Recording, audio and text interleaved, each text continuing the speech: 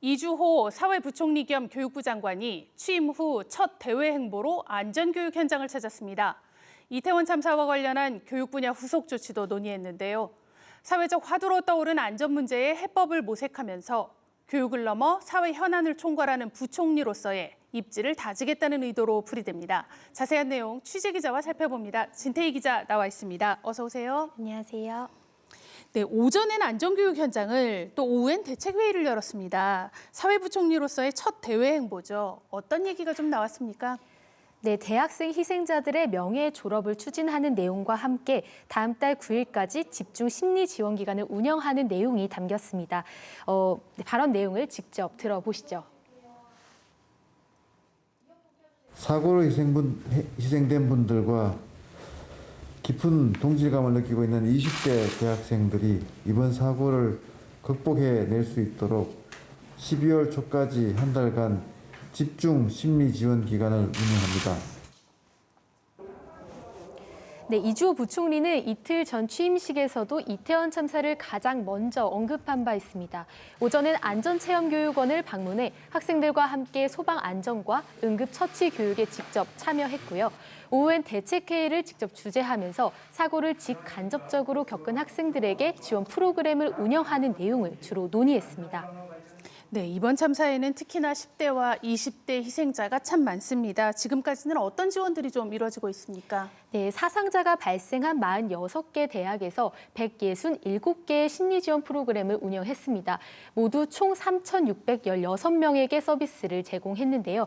교육부는 외국인 유학생 사상자가 있는 만큼 기존 다국어 상담을 적극 지원하고 이 외에도 트라우마 대처 특강, 학교로 직접 찾아가는 심리지원 버스도 활용하겠다는 계획입니다. 또 대학이 법령, 학칙 등을 적극적으로 해석해 사상자들의 명예 졸업으로 인정해주는 방안도 검토하고 있는데요. 아직은 대학 내부에서 정리하고 있는 단계여서 대학에 따라 사상자에 대한 학적 처리는 달라질 수 있습니다. 네, 이번 참사를 계기로 대학의 안전도 강화하기로 했죠. 네, 교육부는 대학과 함께 학교 안전 전반을 점검 보완해서 관리 체계를 새로 짜겠다고 계획했습니다. 당장 이번 달에는 대학의 강당과 체육관 등 다중 이용시설 235개소의 시설 안전을 점검하게 되는데요. 다수 인원이 밀집했을 때의 상황 대응 계획과 이동 피난 경로의 안전성 등도 들여다볼 계획입니다. 또 실험, 실습실 등 안전사고 발생 가능성이 높은 시설에 대한 관리 현황과 이용자 안전수칙 준수 여부 등 점검하게 되는데요. 중대한 문제 상황이 있으면 관련 법령에 따라 처벌도 가능하다고 합니다. 네, 지금 참 복잡하고 어려운 교육 현안이 많은데 첫 행보가 안전이었습니다. 이 어떤 의미가 있다고 보시는지요? 네, 10년 전 처음 교육부 장관을 했을 때와는 지위가 좀 달라졌습니다. 사회와 문화 정책까지 총괄하는 사회부 총리로 격상이 됐기 때문인데요. 지금 가장 시급하고 주목받는 현안, 즉 안전 문제에 집중하면서 사회부 총리로서의 위상을 다지겠다는 의도로 풀이됩니다.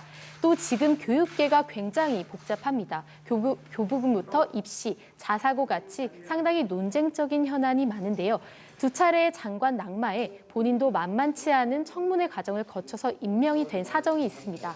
당장은 논쟁적인 현안보다는 의견 수렴이 용이한 사회 현안에 집중하면서 시간을 갖고 교육 정책에 접근할 것으로 보입니다.